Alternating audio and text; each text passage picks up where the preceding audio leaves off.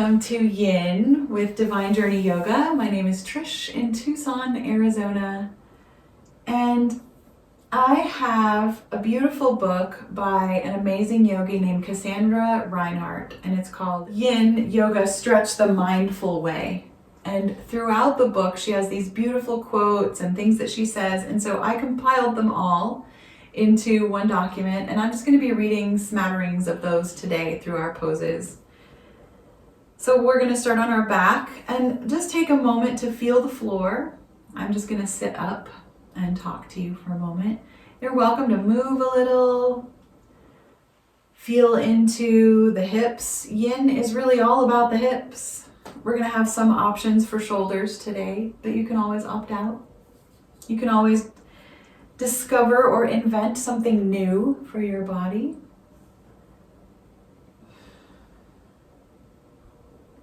Just starting to feel your physical self again. Come back inside your skin. And when you're ready, you can just start to stretch your legs out nice and long. You could take your hands over your head. You could push through your heels for a moment and then point your toes one by one. Just keep stretching, wiggling fingers and toes. If you need a break in the middle to bend your knees in again, feel free. And we're going to turn ourselves into a banana on the floor. We can start by sliding the heels together over toward one edge of the mat at the bottom, and the head and shoulders and hands curving toward that same edge up at the top. Some people like to grab hold of that outer arm or hand and gently tug. I like to slide my hands behind my head, elbows wide. And you could just choose to do the lower body or the upper body instead of the whole thing. We're just going to be breathing here. The back of the body is mostly touching the floor except for right behind the knees and right behind the low back. So heels and calves and thighs or hamstrings and glutes, and then the upper back, all connected to the floor. So we're not on our side, we're just curving. We'll be here for a couple minutes, just enjoying the breath. She says, Yin Yoga is a practice of self-love and self-acceptance. Allow any distractions to drift into the background, practicing staying present.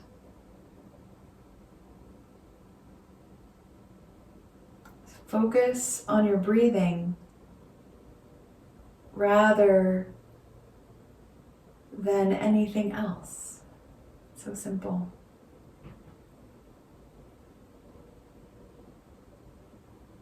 Surrender to the pull of gravity.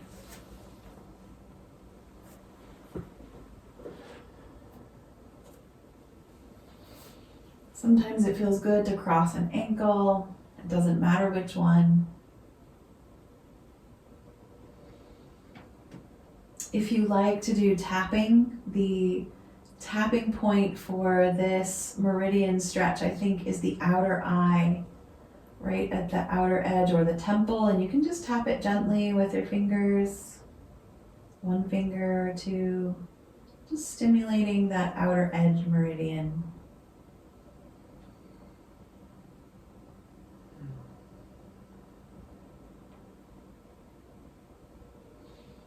Either eye is fine, but probably more connected into the eye on the outside.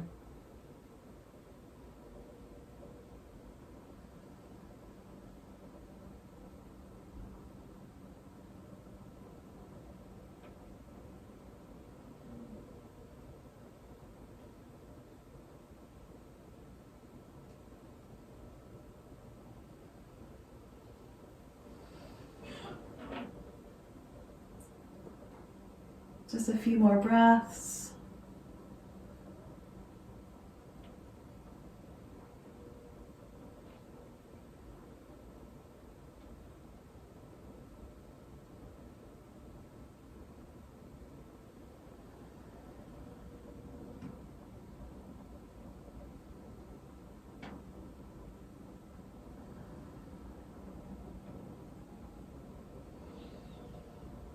Moving gently back to the middle of the mat. Feel free to take a moment here, maybe to bend the knees and rock, or roll up in a ball, or stretch in a different way.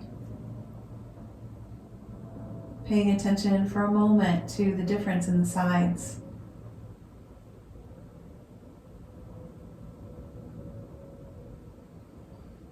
And when you start to feel the urge to move into that second side of the stretch, feel free.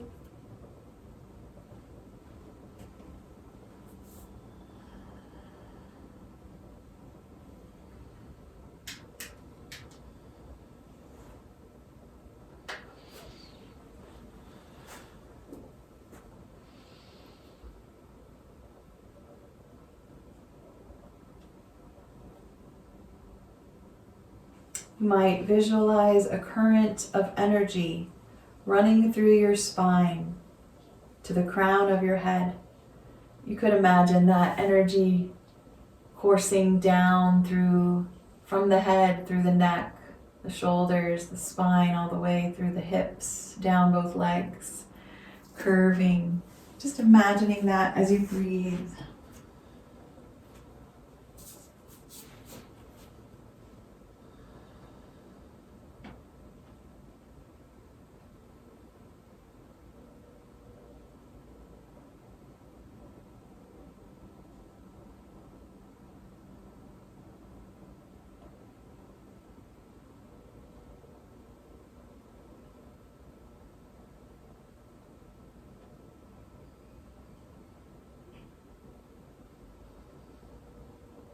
Gently bringing your mind back to the next few breaths, over and over again. I was meditating this morning and I was amazed by how many things I needed to think about. Always makes me laugh. When I sit down to meditate, I'm often kind of pleasantly surprised by the busyness in my own mind. And some days I just watch, enjoy it, recognizing, I'm thinking so much. And other days there's more capacity to concentrate. A little less of the busyness is there.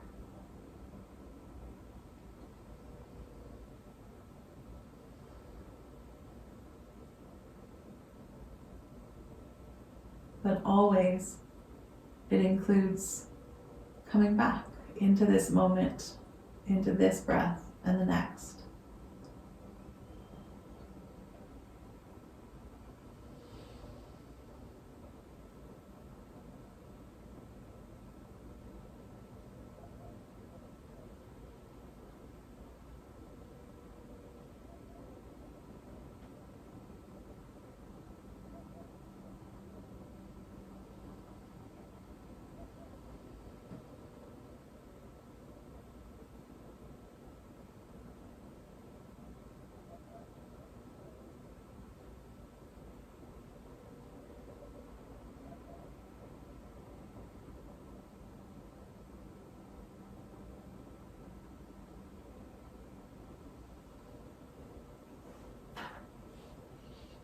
Gently coming back to center, allowing the body to slowly let that pose disappear.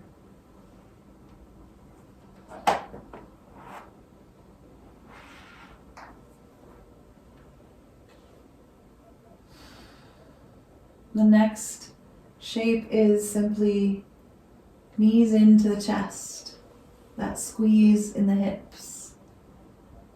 I like to think of this as child's pose on the back. So the back is so nice and long and flat and rooted. Sometimes I wrap my hands around my knees or behind the thighs. Sometimes the knees will want to kind of slide apart. The big toes might stay touching. You might reach down between the legs and grab the feet. Noticing though, if reaching down between your legs shifts your shoulders into an uncomfortable position, or your head tips back too much, try to lower the chin slightly to lengthen the neck. And maybe just choose to relax and let go so the shoulders are soft. Letting go meaning just holding on in a different way. Most of our poses today are going to be about 3-minute holds. But you're always welcome to stay a little longer or come out sooner if you need to, want to.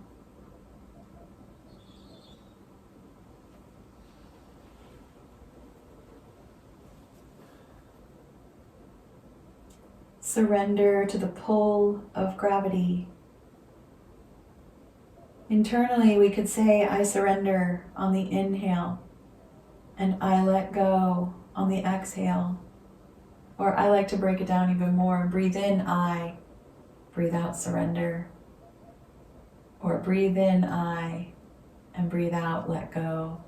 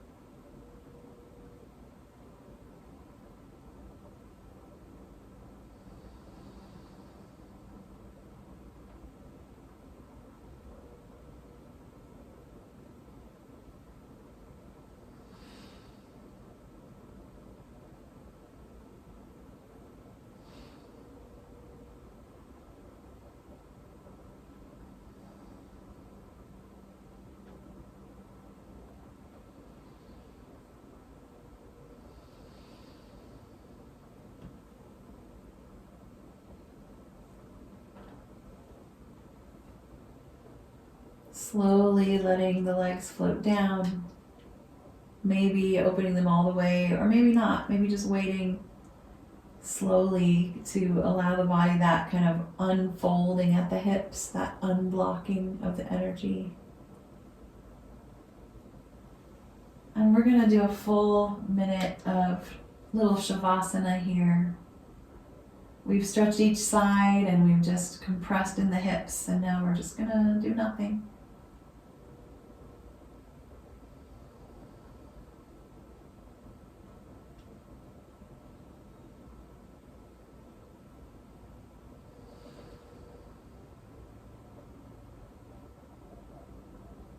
The Yoga Sutras, written by a man named Patanjali, he says yoga is the practice of stilling the mind.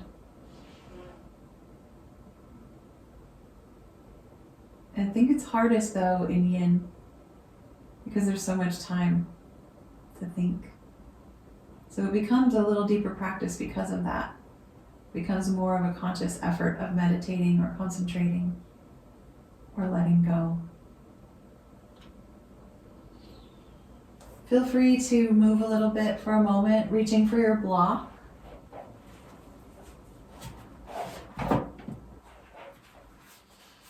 And we'll just practice simply supported bridge. So you can bend your knees and plant your feet and lift your hips up so you can slide your block right under your sacrum and tailbone. Move it around until you find that spot that feels like, yes. And I recommend not having it under your low back, the curve of the back. Slide it down until you're on the bone at the base of your tailbone or the base of your spine there. Yeah. Just allowing gravity to just really help with this pose.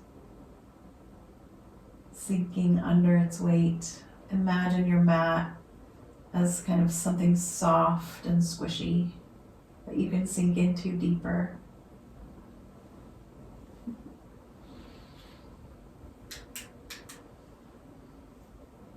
And there's always things to do. If you're interested in doing things, feel free. You could let your feet walk wide apart and let your knees, mine don't touch together, but they lean a little bit toward each other here. Feels kind of good to stretch the outer hip, upper thigh there. Or you can walk your feet toward each other, let the knees come wider apart. That's quite an interesting stretch. Maybe just each of these for a moment, testing them out. You don't have to stay the whole time. You could also bring the knees to center and just stretch one leg out at a time, or both legs. Really big stretch across the front of the hips there. My back doesn't like it when I do both of them, so I like to do one for a while and then the other.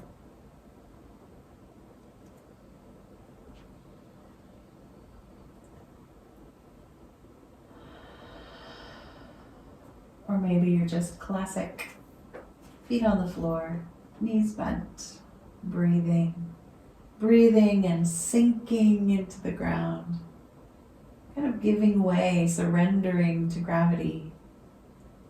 Gravity is actually something so interesting about, and it affects our body so much. We need it to have any strength at all. It's just a little bit of that weight bearing that helps to keep our bones and muscles intact. Without it, we would just be kind of droopy.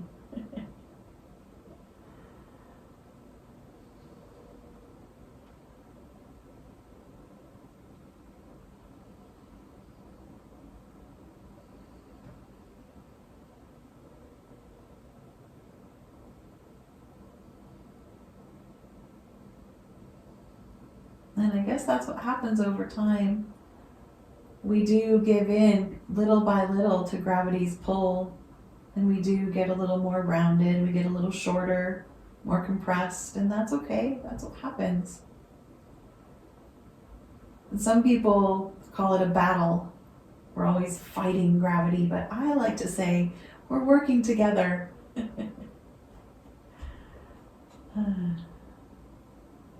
We'll just take 3 or 4 more breaths.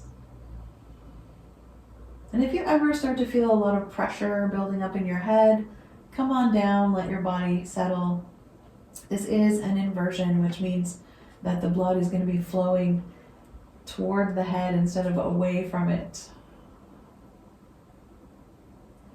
And if you're enjoying this lift, now you could make a bigger lift by pulling the knees up, the feet off the floor.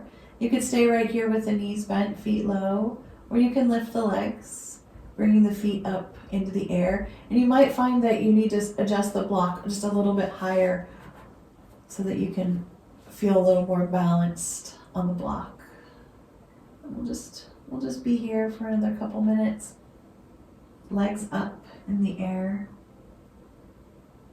Such an important practice for our circulation, not just to give our heart a break, but also to give our body a chance to flush some of the old fluid, especially down in the legs, because we are almost continuously legs lower than the heart.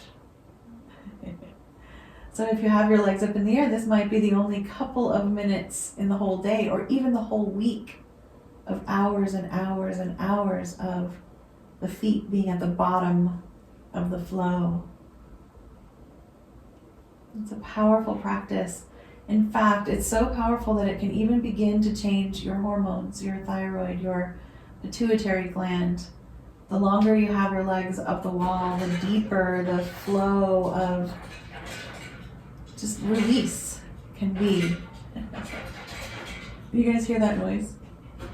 That's my daughter filling up her giant water bottle with ice. And I want to make sure everybody knows that my Aunt B, my 90-year-old Aunt B, does this pose almost every day, legs up her wall. And I uploaded my video of doing yoga with her last summer, and it is now public on the YouTube channel. It's called Be Young Yoga, because her name is Beatrice Young.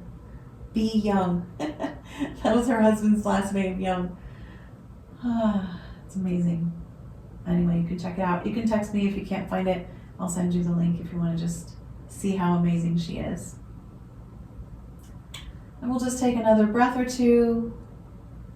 Can you feel a difference in your legs? They hopefully are kind of tingly or warm or cold, I don't know, whatever comes up for you. And then you can float the feet back down, let them settle, really let your body adjust, and then slide the block out. And again, we're just going to let the body adjust. We're going to stay here for about a minute, just Shavasana one more time, one of many times.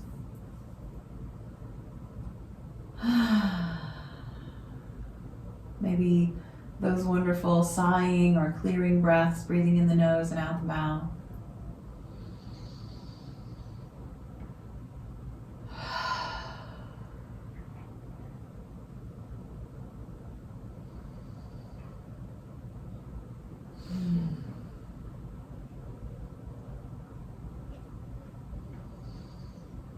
We're just going to move into a gentle twist. If you have a favorite twist, please do that one.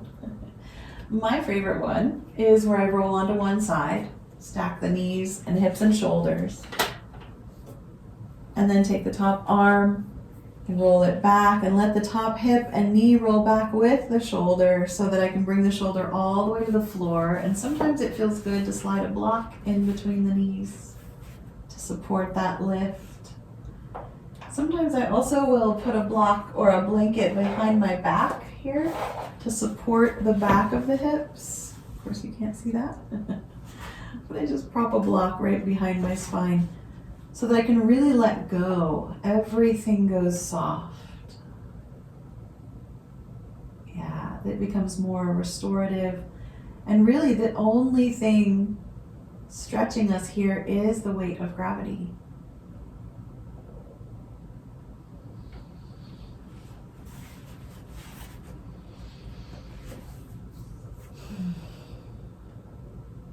Thich Nhat Hanh says, conscious breathing is my anchor. Conscious breathing is my anchor. And you can bring your attention to the steady rhythm of either your breathing or your heartbeat.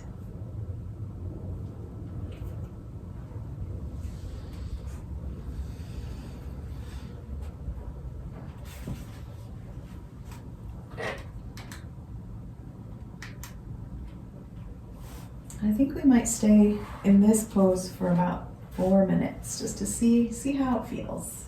If you need to adjust at any time, feel free. Your body is always continuously adjusting, settling, changing slowly.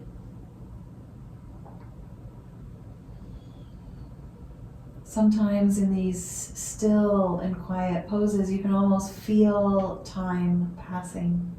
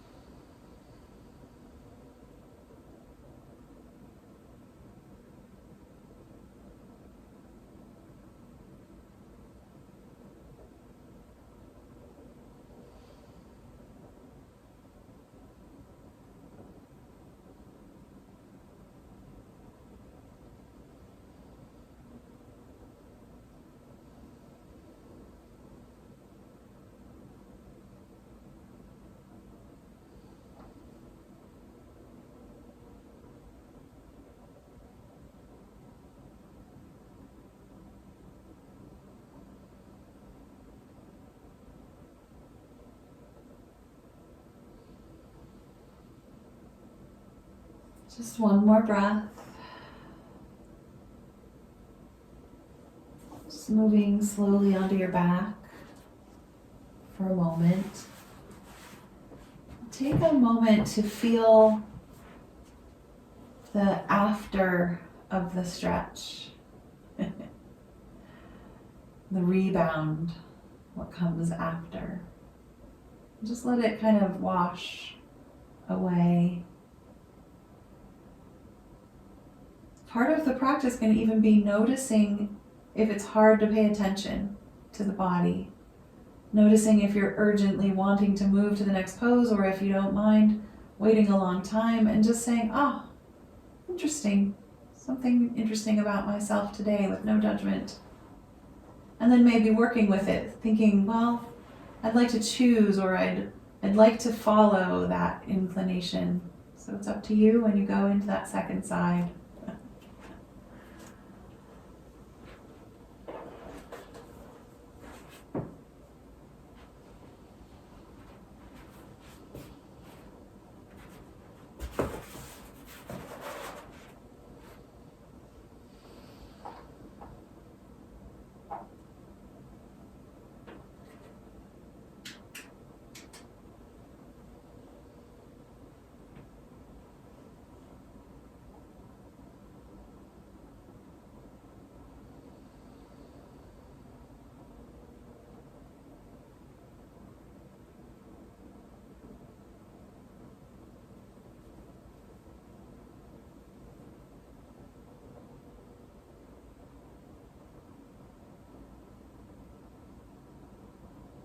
They say that the mind can follow the body like a school of fish following itself. So when the body is busy, the mind can be busy. When the body is still, the mind can find some stillness. And it can work the other way as well. It can be reciprocal. When the mind is busy, it's harder to stay still.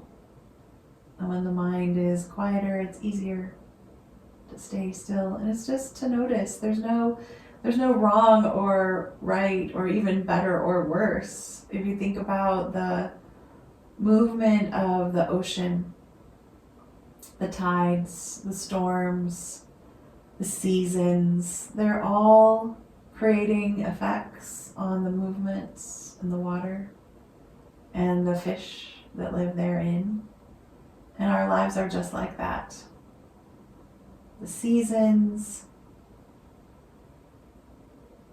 the weather even, not just the outside weather, but also the internal weather of emotions and thoughts. All of this affects us, both physically, mentally, and emotionally. And so these quiet practices give us a chance to kind of sit with what's going on just right now and notice. And slowly become a little more part of the environment that is us.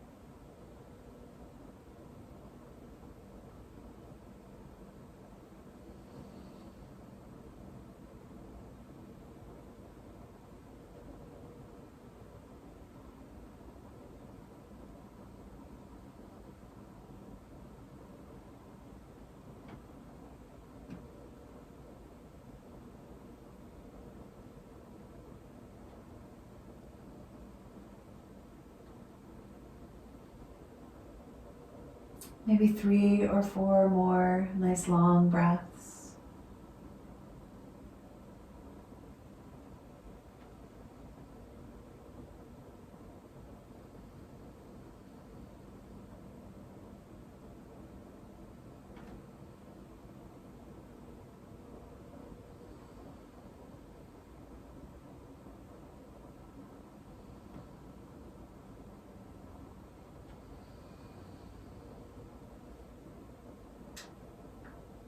And just slowly moving back on your back again.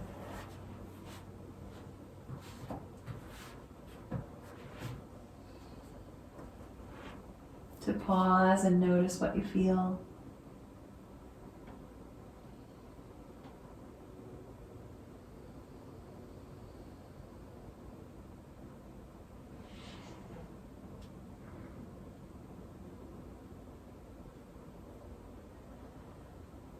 Feel free again to do that sighing breath out through the mouth.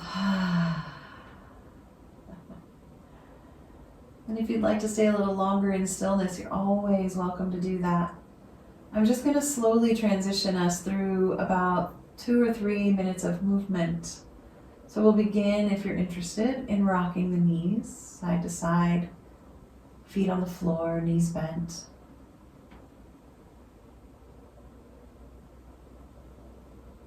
Then sitting up. Some people like to rock up and down on their spine. Others, it's safer to roll over to your side, especially if you have osteoporosis. Sit up for a moment. Feel that shift of the fluid. We've been on our back for 30 minutes. Maybe move the head and neck a little bit. Feel the length of the spine. Keep lifting the heart gently. Maybe a little rocking or swaying, and then we'll move in slow motion onto hands and knees. Notice where you're placing each hand and knee as you come into your tabletop position. And it's really up to you how you move here. It might be circles or swinging side to side, or it might be forward and back, or even cat and cow, or down dog and plank. So many opportunities for movement, slow and mindful and gentle.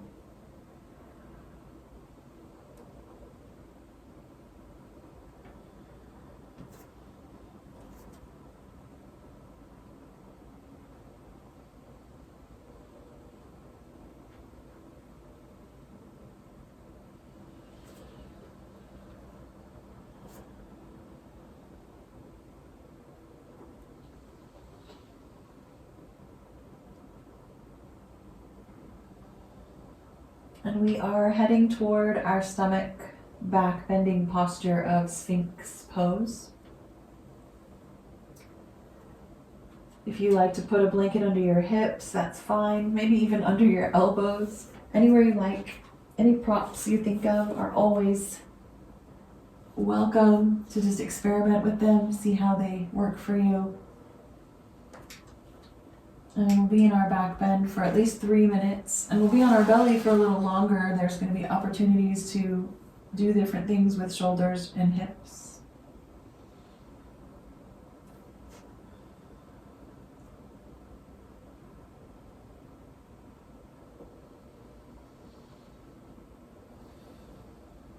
Breathe into the space of the heart. This posture is wonderful for opening the meridians and the chakra energies on the front of the body, which of course have corresponding positions in the back of the body as well. Especially the chakras are just these kind of vortexes of these ideas of vortexes, some along the spine, but they kind of move more forward, more back, more side to side, depending on who you are and how you are on what day you're practicing.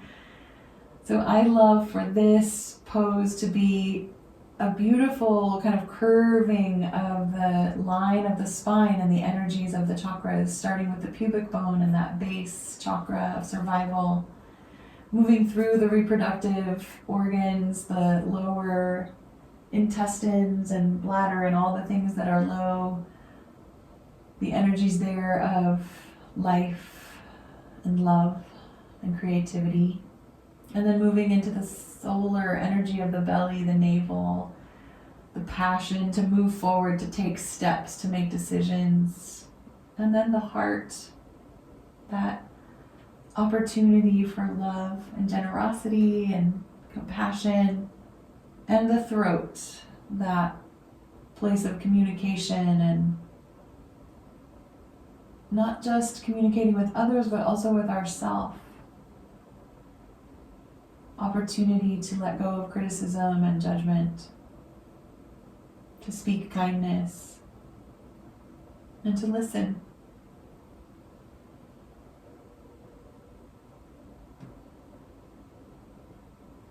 And that beautiful line of life that is our spine and those ideas that reside along it. Just the awareness of that as you stretch in your back bend. A few more deep breaths. You might add a little extra pressure down into the belly as you breathe in.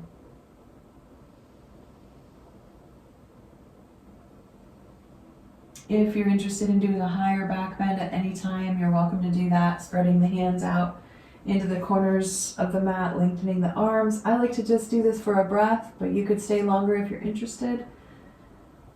And then we're all just going to rest for several deep breaths.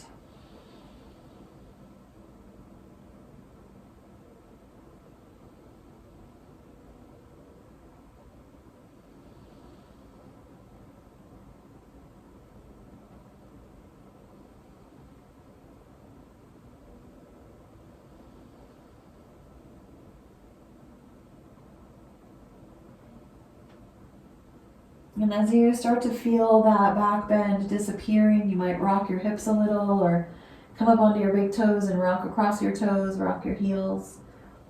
You have a couple of options here. Of course, you can always just stay resting, head or chin on your hands or your cheek turned to one side or the other, or you could start to slide one knee sideways, coming into our half squished frog. You could just stay here really nice and low, or you could come up a bit higher if you like it. Or you can add the arm stretch out behind you. So I have my right knee bent sideways. I'm going to take my left hand out to the side, straight out from the left elbow. And I'm going to turn my face to the right toward that direction that the knee is going. And I'm just going to gently press my right hand into the floor. So I'm getting the hip stretch and the shoulder stretch. And you might lay your head down on the floor. You might just let your arm be behind you, or maybe slide it down wherever you like it to go. And we'll just be here for a minute or two on this first side, and you don't have to do the leg or the arm together. You could do them separately.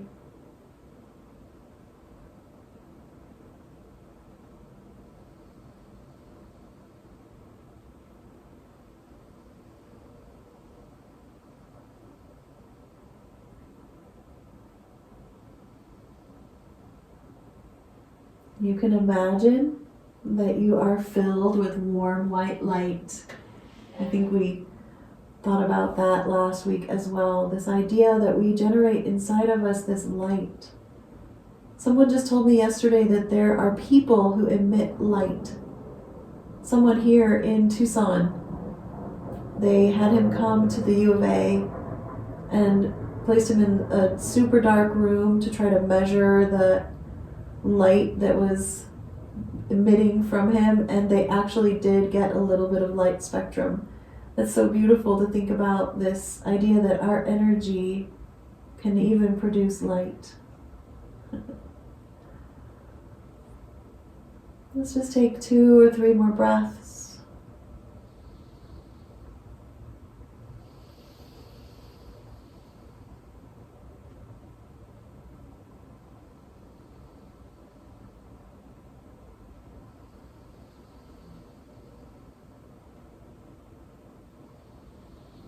Starting to gently straighten the leg and slide it back. Bring the arm in, turning the head the other way. And you can just move in slow motion, beginning to bend the other knee or stretch the other arm out, or maybe both.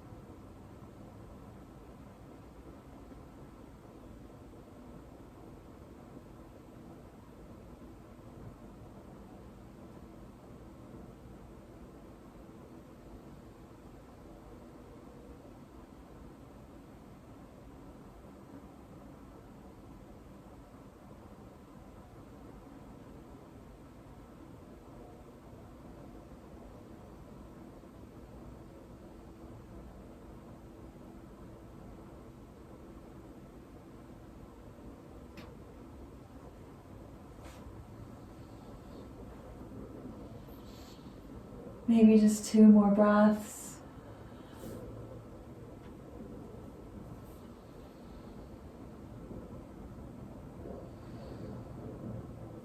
And moving slowly back onto the mat. Feel free to rest on your belly for a while or just move right into your favorite child's pose. Remember, child's pose can be on your side, like seed pose, or on your back like we did earlier with the knees into the chest.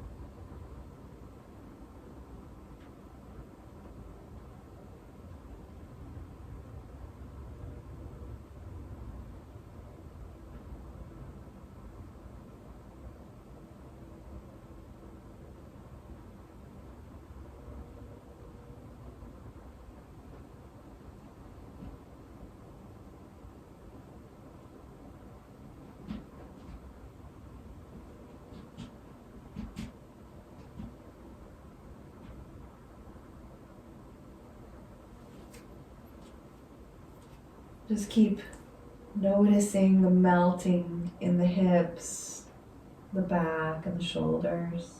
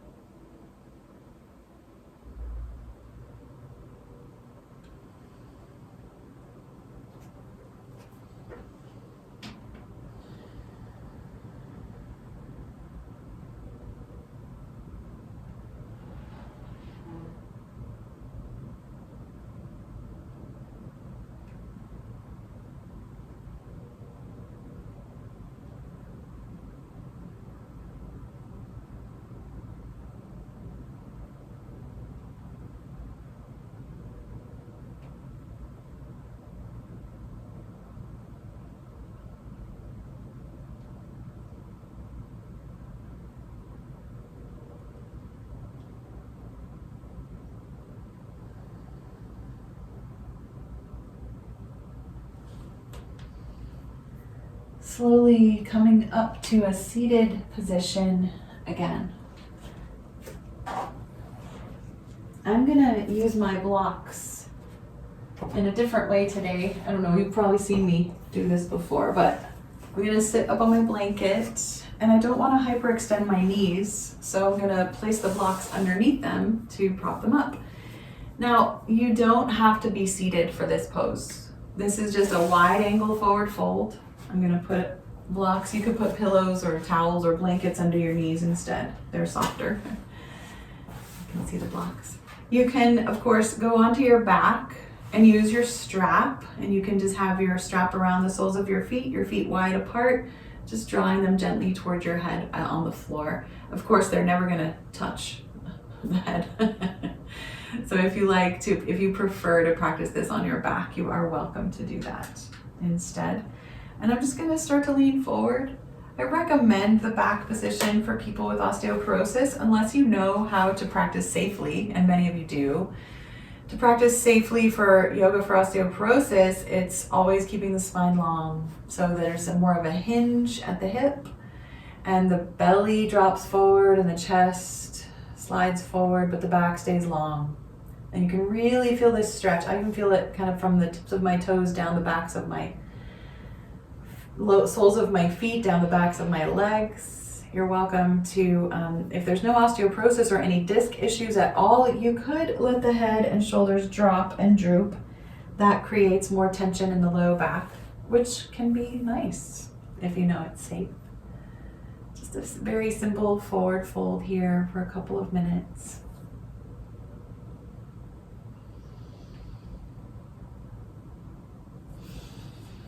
You can feel your rib cage expand from front to back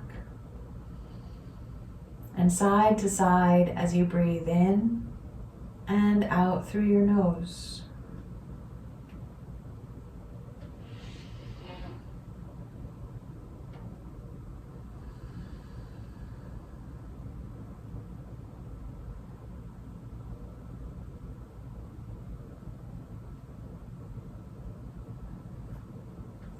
Finding a point of stillness, settling into it, and breathing.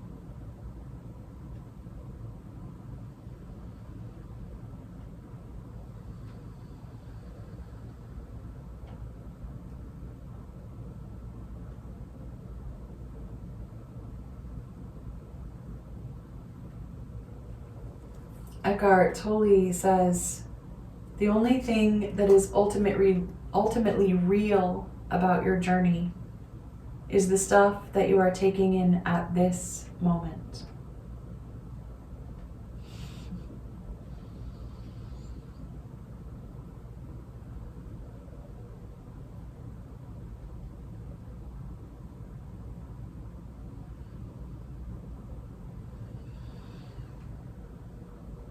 Just one more breath.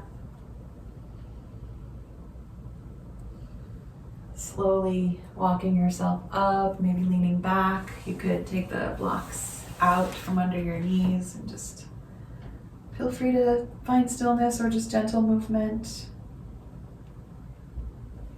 And we'll finish up with some choices here. We're not ready for Shavasana yet. We have one more set of poses. So you could move into your shoelace pose, which can either be one leg long, the other crossed over, or that bottom leg can also be tucked under. Or you could take this time to move into your favorite pigeon pose. Sloppy pigeon, swan is what we call it in yin, if you'd like to do that instead. And you know all the variations of pigeon, you can feel free to pick one of those. Or you can also do a variation of shoelace on your back with your thighs crossed. So you're welcome to just let this be about the legs. That's enough. But if you're interested in doing even more and getting your shoulders involved, you have a couple choices for your shoulders as well. You could either come into eagle arms to stretch the backs of the shoulders, or you could move into cow's head arms, one hand coming down behind, one hand tucked under in the back. Some people like to practice this with a strap over the top arm shoulder so that you can hold the top of the strap with that top arm and the bottom of the strap with the bottom arm. So there's a lot going on, and if you wanted to, I think last time we practiced this on the floor, you can tuck one hand into your low back and one down your shoulder. You don't have to use a strap if you're on the floor. So you can just kind of pick up any of those things. This is like a little bit of a buffet moment of the practice. You can pick and choose what feels good to you.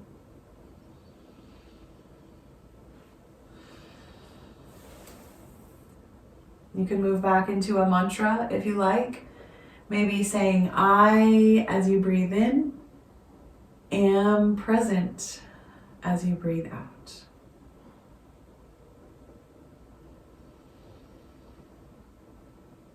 Or of course you could breathe in I am and breathe out present.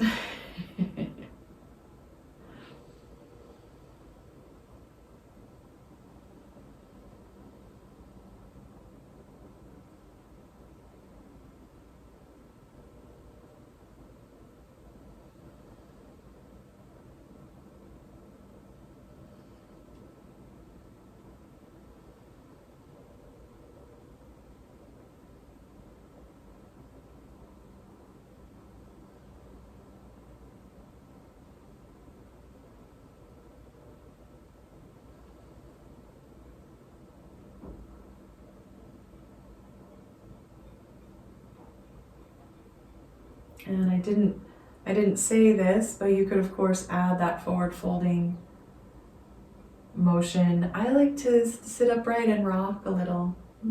Just find what you love.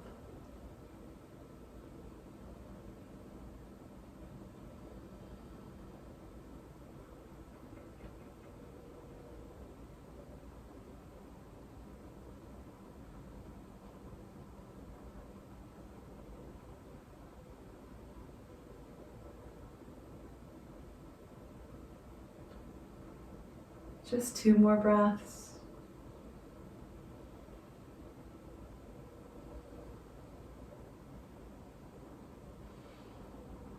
Memorize which arm's on top with which leg's on top, and then give yourself permission to unfold and lean back, stretch out. And then of course, we'll do the second side.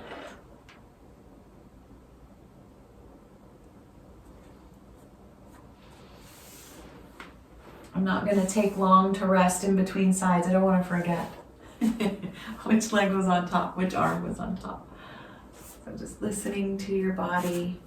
And it might be a completely different expression of the stretch on the second side. You never know.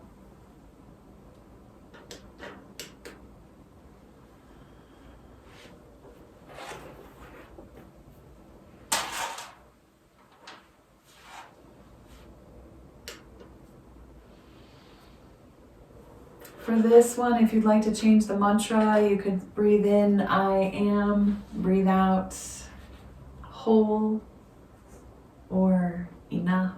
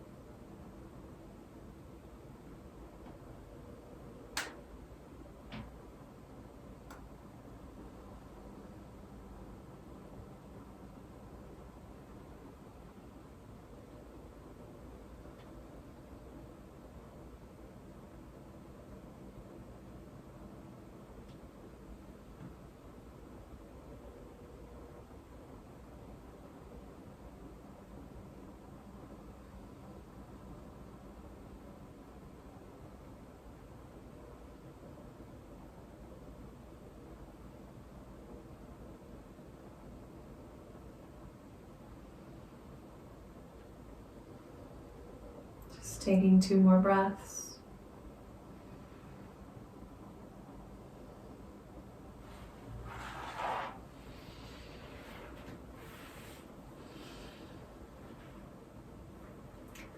And we'll move into Shavasana.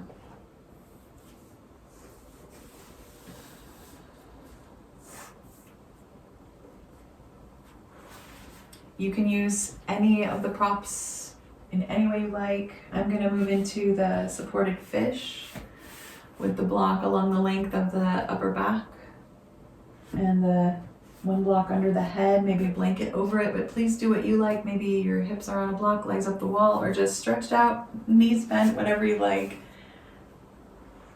Just full permission to be just the way that you are.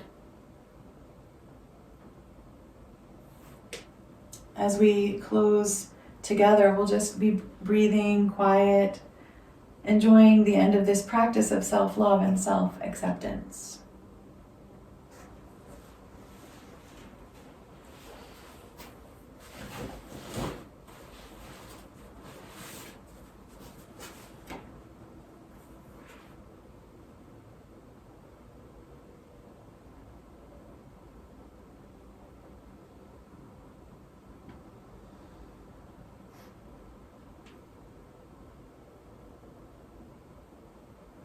I'm just going to read this very short prayer of awareness. This is from a book by John Philip Newell called Sacred Earth, Sacred Soul. This is from chapter 8, which is all about an amazing man named George MacLeod. Awake, O my soul, to the compassion of the divine deep within you. Awake to its sacred flow of feeling and its strong currents for change. Be true to it in yourself. Set it free in others. Awake, O my soul, to the compassion of the divine deep within you.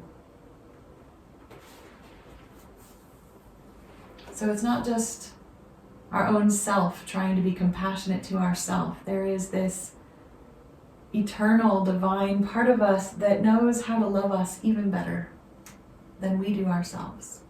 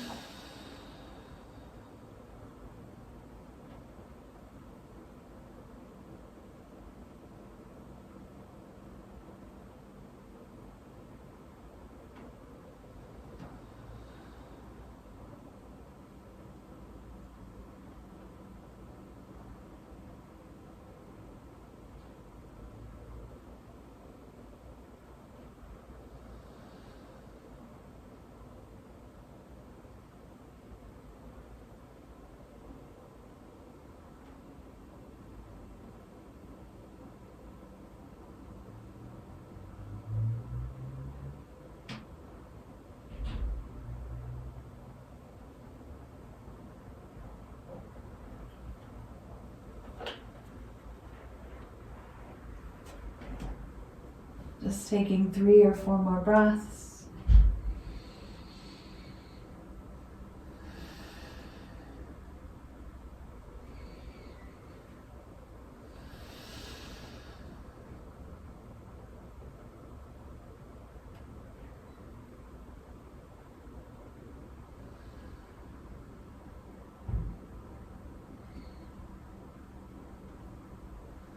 Slowly beginning to move again and come on back to seated.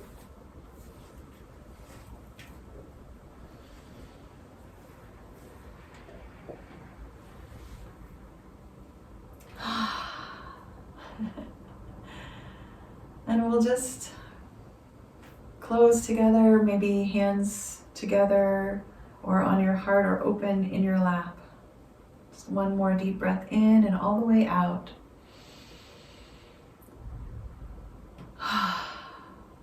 Thank you and namaste.